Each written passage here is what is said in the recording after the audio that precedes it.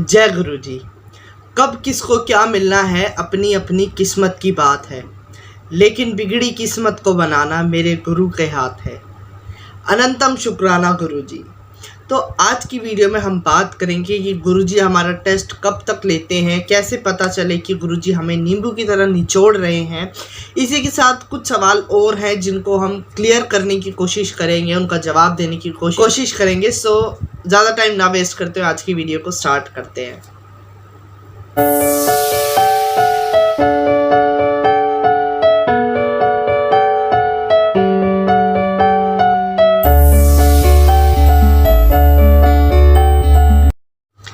मेरे वालों सारी गुरु फैमिली नू जय गुरु जी। I am Siddharth and welcome back to my new video. तो देखो, बिल्कुल सच बात है कि किसको क्या मिलना अपनी किस्मत की बात है, लेकिन बिगड़ी किस्मत को बनाना मेरे गुरु के हाथ है। ये हम सब की अपनी किस्मत है कि हमें किसी के पास कम है, किसी के पास ज़्यादा है। मेहनत करना, गुरु जी की ब्लेसिंग्स मिलना वो बात अलग है, बट एक किस्मत जो है वो अलग है। तो सबके पास अपनी किस्मत के हिसाब से है। और बिगड़ी किस्मत जिसकी होती है ना, जो मतलब बहुत परेशान, जिसका मतलब सब कुछ ख़राब चल रहा है सिस्टम, वो सिस्टम गुरुजी ठीक करते हैं। वो हमारी किस्मत को, बैड लक को गुरुजी हमारे गुड लक में कन्वर्ट करते हैं।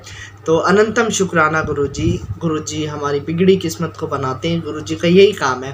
बिकॉज देखो, गुरुजी हमसे कभी कुछ नहीं मांगते, he ask for nothing. Like ना ही हमसे पैसा मांगते, ना ही खाना मांगते, ना ही मतलब कुछ नहीं चाहिए गुरुजी को। ही जस्ट वांट कि हमारे को, मुझे टाइम दो, मेरे को प्यार करो, मुझसे बात करो, एंड नथिंग मोर। और कुछ नहीं चाहिए। ये बात ध्यान रख लो आप लोग कि गुरुजी को बस टाइम चाहिए, प्यार चाहिए, और कुछ नहीं चाहिए, है ना। तो ये बात मेरे को आज बतानी थी। और साथ में मेरे कुछ क्वेश्चंस हैं, उनको मैं क्लियर करने की कोशिश करता हूँ। जिसमें से मेरे पास फर्स्ट क्वेश्चन ये है कि जब हमें गुरुजी का स्वरूप अपने आप मिल जाए बिना किसी के मांगे, तो हम क्या समझे कि क्या गुरुजी की ब्लेसिंग्स मिलना शुरू हो गई, क्या अब हमारी प्रॉब्लम्स ख़त्म हो जाएंगी, सब कुछ ठीक हो जाएगा। और साथ में कि क्या गुरुजी ने हमें अपना लिया। सो देखो, हाँ बिल्कुल। देखो, गुरुजी तो हमें हमेशा ऐसे, गुरुजी ने अपने दोनों हाथ फैला रखे कि आ जाओ बस, है ना। कभी गुरुजी अपने हाथ नहीं बंद करते और ना ही कभी करेंगे।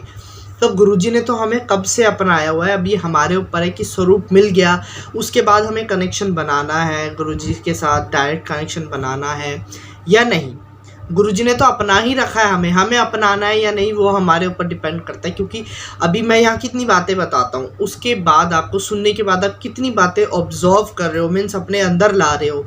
मैं आपको कोई ज्ञान नहीं बांट रहा, क्योंकि मेरे को भी ज्ञान की ज़रूरत है। मैं बहुत छोटा हूँ अभी एज में, ज्ञान बांटने के लिए वो मैं सोच भी नहीं सकता।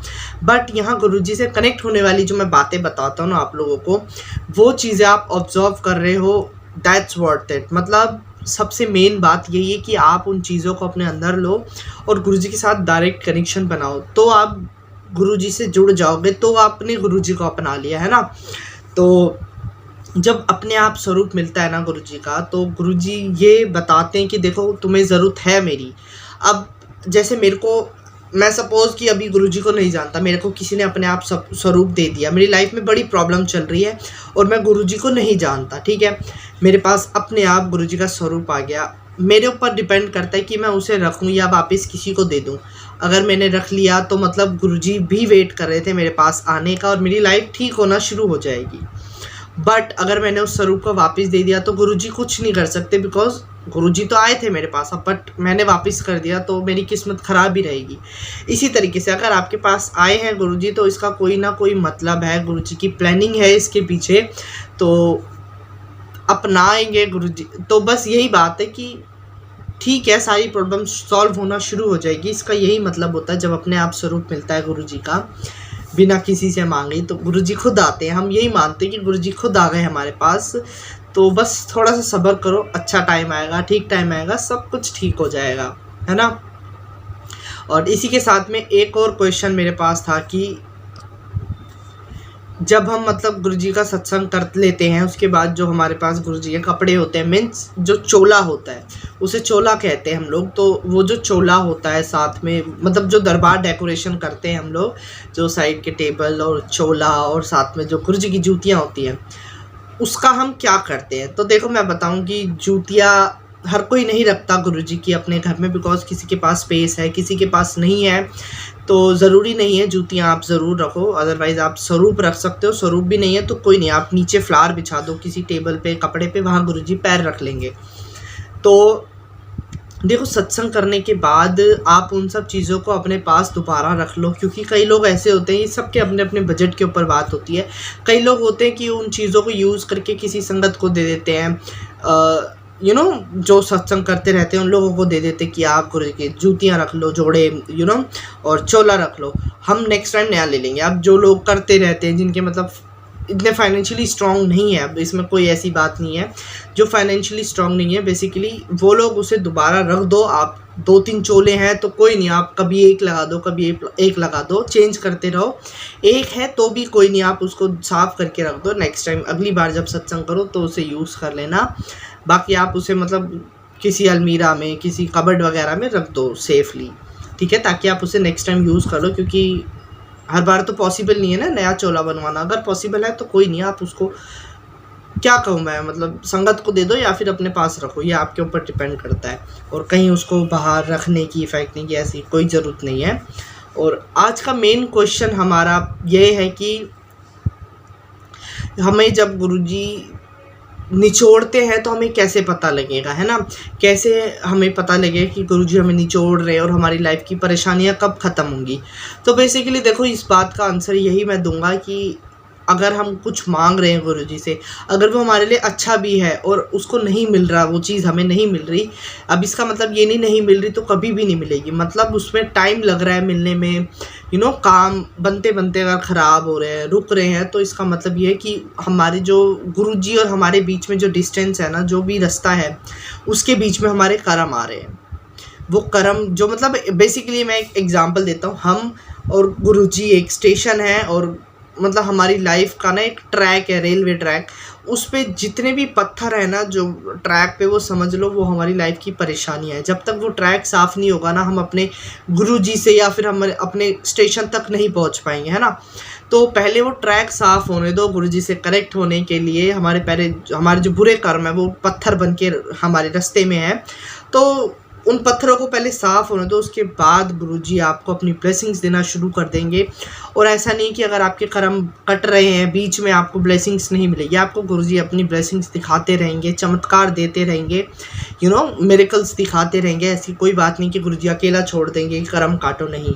हमेशा जैसे कि बताया हुआ है, गुरुजी ने ये बात बोली हुई है कि 100 में से 90% प्रॉब्लम मैं अपने ऊपर लेता हूँ, बाकी 10% सिर्फ तुम्हारे पास है। तो सोचो, वो 10% हम जीना मरना कर रहे हैं, हम परेशान हो गए ज़िंदगी से।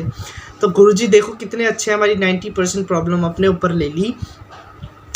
तो अगर आपको आपकी मांगी हुई चीज़ टाइम पे नहीं मिल रही, काम नहीं बन रहे और कनेक्शन नहीं बन पा रहा ज़्यादा अच्छे से, तो समझो आपके कर्म बीच में आ रहे हैं, उन्हें कटने दो। पहले उन्हें काटने के लिए आप मंत्र जाप करो, आप शब्द कुर्बानियाँ सुनो, कनेक्शन बनाओ गुरुजी के साथ डायरेक्ट।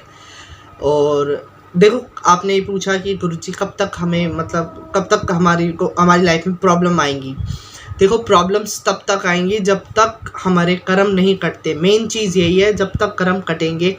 देखो, सारी बातें आती है कर्मों की, किसी के कर्म ज़्यादा अच्छे हैं, किसी के कर्म बहुत बुरे हैं, इसमें कोई शर्माने वाली बात नहीं, क्योंकि यहाँ कोई भी प्रॉपर नहीं बैठा हुआ, मीन्स किसी के भी कर्म बहुत अच्छे नहीं हैं। किसी की लाइफ में कुछ ना कुछ प्रॉब्लम है, हर किसी के पास, ठीक है। अब हमें इसी जन्म के पता है कि हाँ, हमारी लाइफ है, इसमें हमने बड़े अच्छे अच्छे कर्म करे, बट गुरुजी के साथ जुड़ने के बाद जो हमारी 7 फाइलें खुलती हैं, वो तो हम नहीं जानते ना, कोई भी नहीं जानता उन्हें। तो वो 7 फाइलों के कर्म अभी हमारे बीच में, वो धीरे धीरे कटेंगे। गुरुजी काटते रहते हैं उन्हें, ऐसा नहीं कि अपने आप काटेंगे, नहीं, गुरुजी काटते हैं। 90% तो अपने ऊपर ले लिया, और क्या करेंगे, है ना। तो जब तक लाइफ में प्रॉब्लम आ रही है, समझो कि गुरुजी कर्म काट रहे हैं, बस वेट करो। हम क्या कर सकते हैं, वेट कर सकते हैं, तो बस वेट करो और बस शुक्राना करो।